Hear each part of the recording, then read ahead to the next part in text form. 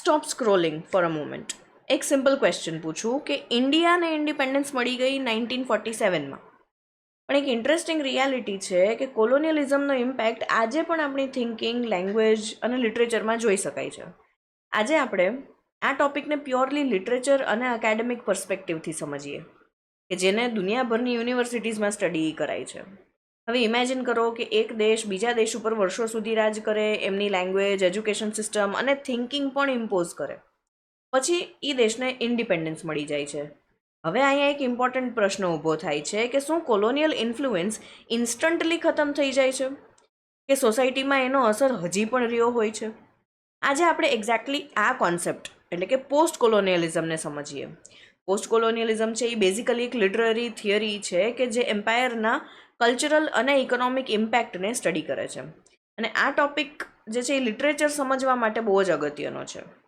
હવે આપણે આવીએ એક ઇમ્પોર્ટન્ટ કોન્સેપ્ટ ઉપર, એને આપણે જોઈએ કે જે છે પોસ્ટ કોલોનિયલિઝમ. વર્ડમાં પોસ્ટ એવું આવે છે, પોસ્ટ. તો નોર્મલી આપણે વિચારીએ કે પોસ્ટનો મતલબ શું થાય? આફ્ટર, પછી, પછીનું. પણ આ એક ઇલ્યુઝન પણ હોઈ શકે છે. શું કામે? કારણ કે કોલોનિયલ રૂલ ઓફિશિયલી ખતમ થઈ ગયા પછી પણ એનો ઇન્ફ્લુઅન્સ તો સોસાયટીમાં રહ્યો જ છે. પોસ્ટ કોલોનિયલ સ્ટડીઝનું એક મેઇન ઓબ્જેક્ટિવ છે, એક મેઇન હેતુ છે. શું? કોલોનિયલ કોન્ટેક્ટની શરૂઆતથી લઈને આજનું જે આ ગ્લોબલાઇઝેશન છે ત્યાં સુધીનો ઇમ્પેક્ટ એને એનાલાઇઝ કરવો. અને એક ઇમ્પોર્ટન્ટ વાત યાદ રાખો તમે કે પોસ્ટ કોલોનિયલિઝમ જે છે એ કોઈ સિમ્પલ ટાઈમ પીરિયડ નથી. આ એક એકેડેમિક લેન્સ છે કે જે એમ્પાયરના કલ્ચરલ, પોલિટિકલ અને ઇકોનોમિક કોન્સિક્વન્સીસને સ્ટડી કરે છે. હવે આપણે સમજીએ કે કોલોનિયલિઝમ કઈ રીતે કામ કરતું હતું. કોલોનિયલિઝમમાં મેઇન મિકેનિઝમ હતું એક. શું? Physical occupation. ફોરેન પાવર્સ આવતા હતા, પછી શું કરતા? એ લેન્ડ ઓક્યુપાય કરતા, બોર્ડર્સને ચેન્જ કરતા, સેટલમેન્ટ કરતા, પછી ડાયરેક્ટ એડમિનિસ્ટ્રેશન પણ એસ્ટાબ્લિશ કરતા. અને આ બધું જે છે એ મેઇનલી એક જ ઓબ્જેક્ટિવ માટે હતું, એક હેતુ માટે. રિસોર્સિસ એક્સ્ટ્રેક્ટ કરવા અહીંયાના રિસોર્સિસ.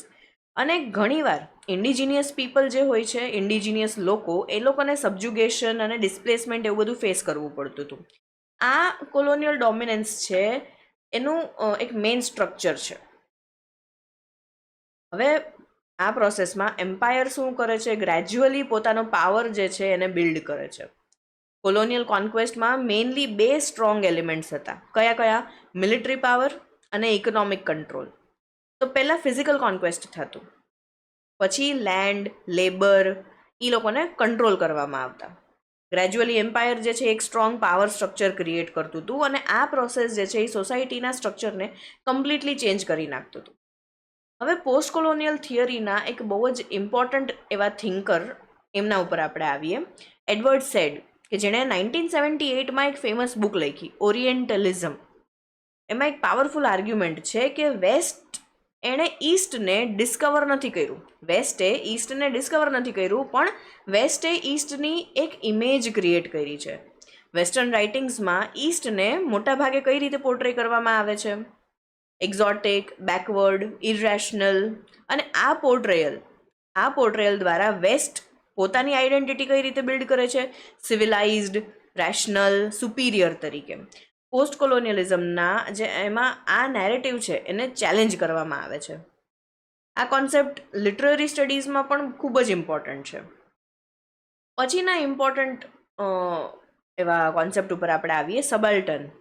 આ કોન્સેપ્ટ ઓરિજિનલી એન્ટોનિયો ગ્રામ્શીએ દીધેલો છે, ઇન્ટ્રોડ્યુસ કરેલો છે, પણ ગાયત્રી સ્પિવાકે એને એક્સપેન્ડ કર્યો. એનો મિનિંગ થાય છે, સબલ્ટનનો મિનિંગ થાય છે કે સમાજના એવા લોકો કે જે સોશિયલ અને પોલિટિકલ પાવરથી કમ્પ્લીટલી બહાર છે. સ્પિવાક એક બહુ જ ઇમ્પોર્ટન્ટ વાત કહે છે કે સબલ્ટન લોકો 2 વાર સાયલેન્ટ થાય છે. એ લોકોને 2 વાર સાયલેન્સ પેલું કરી દેવામાં આવે છે એમના વોઇસને. કઈ રીતે? પહેલાં ઇમ્પિરિયલ પાવર દ્વારા અને બીજી વાર લોકલ એલિટ નેરેટિવ્સ દ્વારા 2 વખત સાયલેન્ટ કરી દેવામાં આવે છે. એટલે પોસ્ટ કોલોનિયલ સ્ટડીઝ શું પ્રયત્ન કરે છે કે આ માર્જિનલાઇઝ્ડ વોઇસીસને, જે આટલા વોઇસીસ છે એને સમજવાનો પ્રયત્ન કરે છે. હવે આપણે આઈડેન્ટિટીના એક મોડર્ન કોન્સેપ્ટને જોઈએ. પોસ્ટ કોલોનિયલ આઈડેન્ટિટી કોઈ પ્યોર પ્રી કોલોનિયલ આઈડેન્ટિટી નથી હોતી, પણ આઈડેન્ટિટી એકચ્યુઅલી ડેવલપ થાય છે એક ન્યૂ સ્પેસમાં. કે જેને શું કહેવાય, થર્ડ સ્પેસ. આ સ્પેસમાં કલ્ચર્સ જે છે એ મિક્સ થાય છે અને બીજો કોન્સેપ્ટ આવે છે મિમિક્રી. કોલોનાઇઝર જે છે એ એક્સપેક્ટ કરે છે કે કોલોનાઇઝ્ડ પીપલ, કોલોનાઇઝ્ડ લોકો એમની વેલ્યુઝ ફોલો કરે, પણ આ ઇમિટેશન કેવું હોય છે, પરફેક્ટ નથી હોતું. આ મિક્સચરથી એક ન્યૂ હાઇબ્રિડ આઈડેન્ટિટી ક્રિએટ થાય છે અને આ કોલોનાઇઝર માટે ઘણું અનકમ્ફર્ટેબલ સિચ્યુએશન પણ ક્રિએટ કરી જાય છે. બરાબર.